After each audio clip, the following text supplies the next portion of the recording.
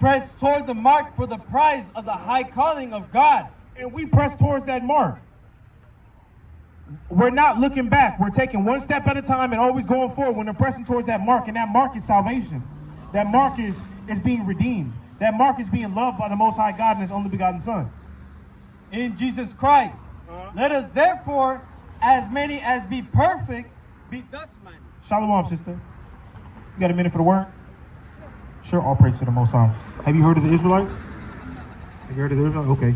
Well, the Israelites are the children of God in the Bible. And now, when we look into the world, let me get Deuteronomy 28. Because the Lord told His children, the Israelites, that you are my people. Let me get Deuteronomy 7:6. You are the best people on the earth. But now I have something to require from you. This is your daughter? All praise to the Most High.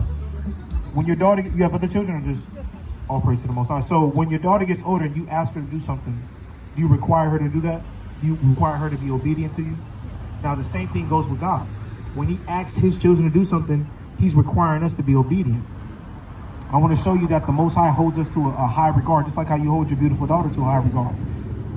This is the book of Deuteronomy, chapter 7 and verse 6. Bring it out. For thou art a holy people unto the Lord thy God. The Lord thy God has chosen thee to be a special people unto Himself, above all people that are upon the face of the earth. The Lord did not set His love upon you, nor chose you, because you were more in number than any people, for you were fewest of all people. But because the Lord loved you, and because He would keep the oath which He had sworn unto your fathers, hath the Lord brought you out with a mighty hand. So the Lord didn't choose us because we're in that time we were the greatest people, we're the most people. He chose us because He's a man that should not lie. He's a person that keeps His promises. And a promise He made to Abraham, Isaac, and Jacob is that He's going to pass on the covenant down to us. And now our job as being God's chosen people, the people that the Lord has chose to be His people, and that we're the best people on the face of the earth, our job on this earth is to honor the Most High, is to keep His commandments, is to walk after Him and believe in Christ, like as it is written. You know, so we're out here to teach that the Israelites, the people of the Bible, the people that have the covenant, are the so-called blacks, Hispanics, and Native Americans. And I say so-called because you don't see black or African American in the Bible. You don't see Negro, you don't see color, but you do see Judah, you see Benjamin, you see Levi, you see Asher. So we're out here to show our people that we are those people, and we have a requirement because the Lord said we're holy, and He didn't choose us because we were the greatest people. He chose us because He's going to keep the promise that He kept with our fathers. And we're out here to show our people that we need to keep that same promise. Because if we want to be loved and honored by God, we need to love and honor Him. And that's what we're out here to teach our people. Let me get Deuteronomy 28:1. This is the book of Deuteronomy, chapter 28 and verse 1. And it shall come to pass, if thou shalt hearken diligently unto the voice of the Lord thy God, to observe and to do all His commandments, which I command thee this day, and the Lord thy God will set thee high above all nations of the earth. So the Lord said, if you listen and you do everything that I said, I'm going to set you above everybody that's on the face of the earth. Do you think blacks, Hispanics, and Native Americans are set above everybody on earth? Do you think we run things? You don't know?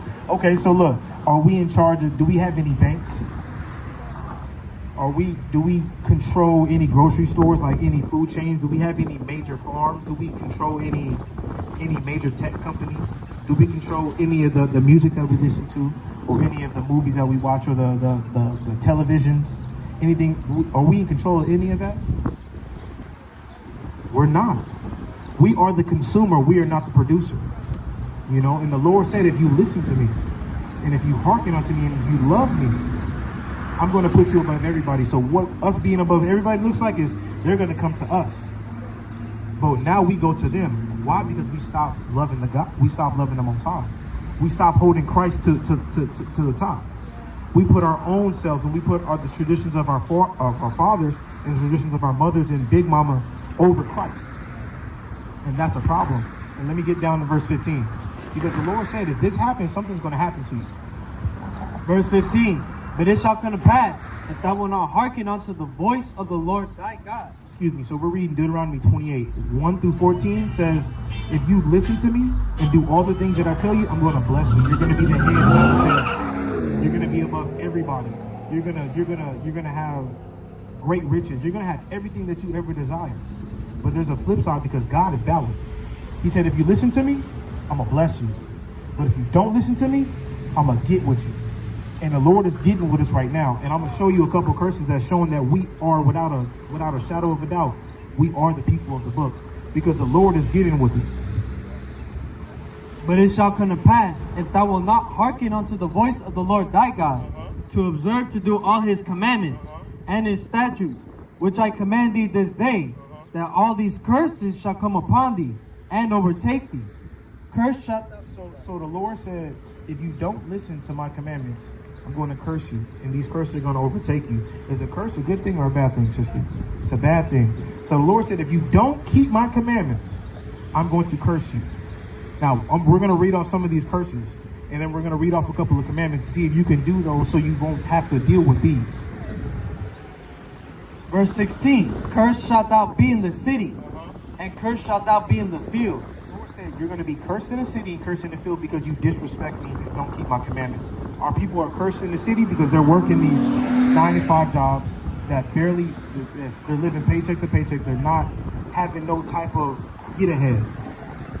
You know, our people are cursed in the field. We gangbang against each other. We're the highest mortality rate.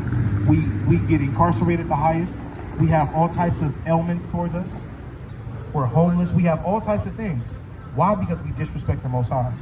And the Lord said we're cursed in the field. We were cursed in the field in slavery time, and our people are cursed in the fields today. They're picking strawberries, grapes, cotton, cabbages, agave plants for little to nothing. Our people were cursed in the field, picking cotton, picking sugar cane, picking all types of things, mining gold. We were cursed then, and we still are cursed now. And it goes into a whole multiplicity of things. Even like our people, even if they wanted to stop working on this day, I'm pretty sure their boss would be like, nah, you need to work. This is the busiest day of the week. But today is the Lord's Sabbath. All these brothers could be at work right now making money, making overtime. But what? We honor the Most High, we keep his commandments, and we love him, so we don't have to deal with these things. Let me get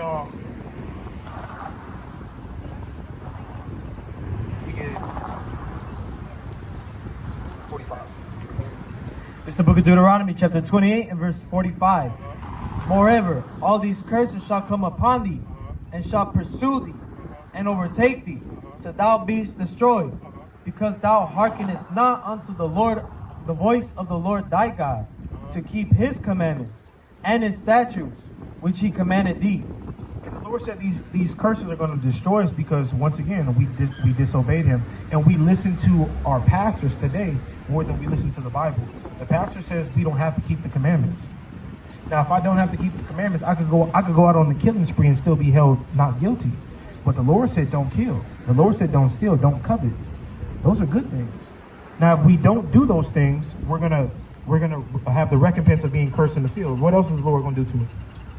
And they shall be upon thee for a sign and for a wonder, and upon thy seed forever. So the Lord said these curses that I'm reading off to you, they're going to be upon his people for a sign and for a wonder.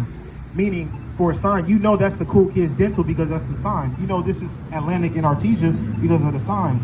You know that these are the children of Israel because they have these curses on them. They have these signs.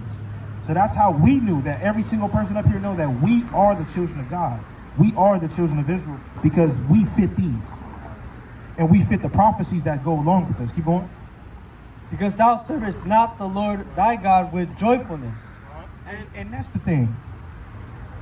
We don't serve God with joyfulness. We make it seem like it's a burden. Like, oh man, I gotta go to church this Sunday. I gotta go keep communion. And even though the Lord, that's not in there, but that's what our people do. Even in the world, we still do it with no joyfulness. We serve the Lord with joyfulness. Last night, it was what, Thursday night? We just kept the last day of Passover. We was playing bones. We was dancing. We was playing games. We was drinking. We was having fun in moderation, of course. Everybody's in right position. We having fun and we loving on each other. We taking pictures. We hugging. We doing everything for the Lord. And with gladness of heart, for the abundance of all things. And for the abundance of all things, even the things that happen bad to us in our lives, we still glorify the Lord and joyful in that. That's how you know you in the spirit. Therefore shalt thou serve thine enemies. So the Lord says, since you don't want to serve me with joyful and gladness, now you're going to go serve your enemies. Which the Lord shall send thee in hunger and in thirst, and in nakedness, and in want of all things. So the Lord says, since you don't want to serve me, you're going to go serve your enemies, and you're going to serve them for thirst, for food, for nakedness, and a want of all things. So when it's time to go grocery shopping, we need to go to Ralph's in Superior. We need to go to El Super. But when it's time to get our clothes on, you're going to have to go to Forever 21 or Ross, which is not owned by us. When it's time to die, you have to go get a death certificate from the people. When it's time to drive, you got to go get a license from the people. When it's time to be born, you got to go to their hospitals and get a $10,000, $15,000 bill. You know, when it's time for anything to go to college, to do anything on this land, you got to go to your people. You got to go to them, Salaki. And them is the enemies of God, which are the so-called white man. Why though? Because the Lord said, since you don't want to serve me with joyful and gladness of heart, go serve them now. And let's see how they treat you. And they haven't been treating us right. They've been killing us, they've been hanging us, they've been shooting us, they've been doing all types of madness to our children in daycare. They've been doing everything against the will of the Lord. Because we disrespect God. And he should put a yoke of iron upon thy neck. Time out. The ones that we serve, the Lord said he's going to put a yoke of iron upon our necks. Who has that happened to, sister? Read that again. Read it slow. Therefore thou shalt serve thine enemies, which the Lord shall send against thee, in hunger, and in thirst, and in nakedness, and in want of all things. And he shall put a yoke of iron upon thy neck, until he have destroyed thee. The Lord said this person that we're serving, our enemy, he's going to put a yoke of iron around our neck. Who has that happened to? That has happened to the so-called black men in slavery. I don't know if you heard of the Jingle Bells, but they put a yoke of iron around their neck. Big sticks coming out of it, so they can't run through the South and through the swamps. And that's just a minor thing. When we were being transported here from the west coast of Africa, they chained us up together in the arms, around our neck, and around our ankles. And even in the penitentiary, they chain the waist, they chain the wrists, they chain the ankles. They put yokes of iron around us. But the Lord said it's going to happen thousands of years ago, and it's happening today to the people of God, which are the Israelites, which are the so-called blacks, Hispanics, and Native Americans. Verse 49, the Lord shall bring a nation against thee from far, from the end of the earth, as swift as the eagle flieth. The Lord said he's going to bring an enemy from far, swift as the eagle's flight. What's the emblem that represents America? Is it a falcon? Is it a bald eagle? You know that a lot of nations represented that as well. And the Greeks had it, the Romans had it, the Idumeans had it. Now who has it now? The Americans. That's on their flag. And that's the Lord is giving a telltale sign. Who's going to do it to you? And we see it. The Lord said he's going to bring a nation against thee from far, from the end of the earth. They're from northeast Russia, the furthest part of the earth. And they came to the west coast of Africa and took us to the Americas to serve them. And it's all prophecy. It's all prophecy. Keep reading on that. As swift as the eagle flieth, a nation whose tongue thou shalt not understand. And we didn't speak their language. We didn't speak Spanish. We didn't speak English. We didn't speak French. We spoke Hebrew. But since we disrespected the Most High, since we disrespected our God, and we turned our face against him, he turned his face against us, and he sent the enemy towards us, a tongue that we didn't understand. A nation of fierce countenance. And they were fierce. They didn't care about our children. They didn't care about our pregnant women. They didn't care about our elderly. They did what they wanted, how they wanted, when they wanted. They didn't care about our men. They didn't care that we've been together for a long time and you're going to send my wife to Virginia. You're going to keep me in Texas. And you're going to send my children to West Virginia. They didn't care about that. But we didn't care about serving God. So why would the Lord? It's the same thing. If if we disrespect the Lord, if your child disrespects you, ain't you gonna feel some type of way? Ain't you want some get back? It's the same thing.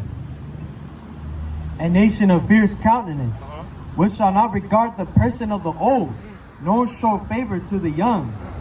And he shall eat the fruit of thy cattle.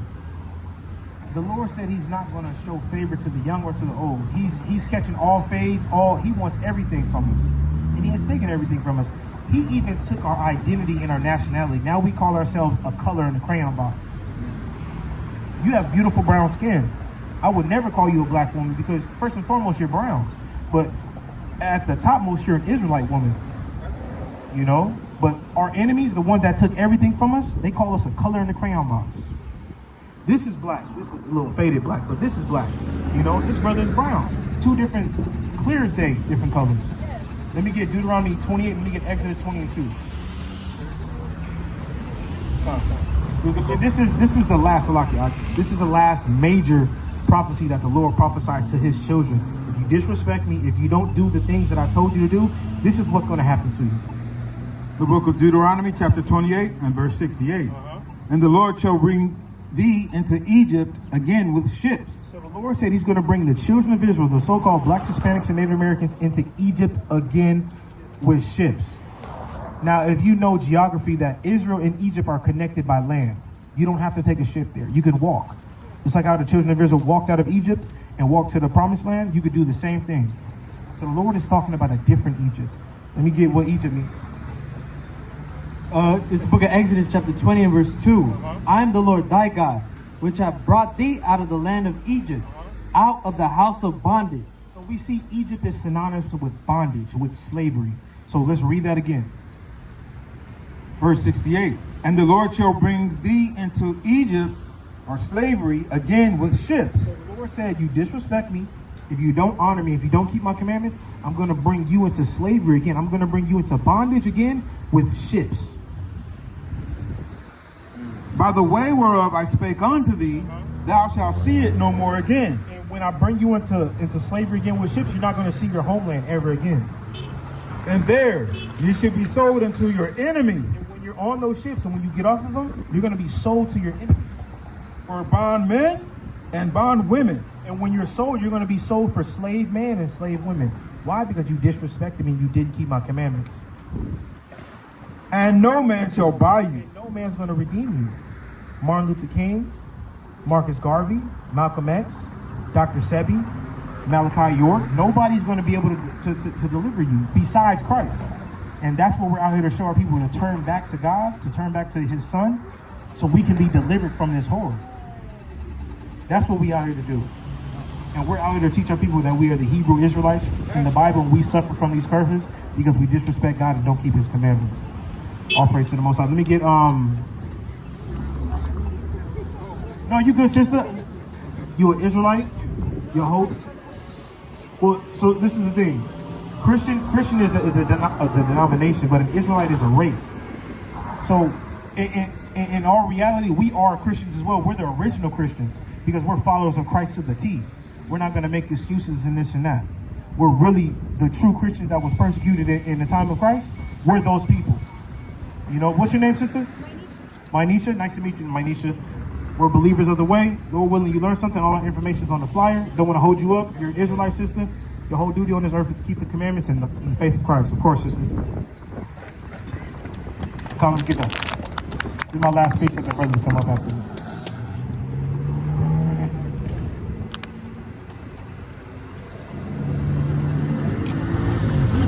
This is the book of Ecclesiastes chapter 12 and verse 13. Let us hear the conclusion of the whole matter. Fear God and keep his commandments, for this is the whole duty of man. For God shall bring every work into judgment with every secret thing, whether it be good or whether it be evil. Your whole duty on this earth as the so-called black man and the so-called Hispanic man, woman, and child is to fear God and keep his commandments. That's your whole duty. Because at the end of the day, the Lord is going to bring everything, every single thing that you have done on this earth into judgment. Whether it be good or whether it be evil. That's our whole duty. That's my time. Kwame Yeshua.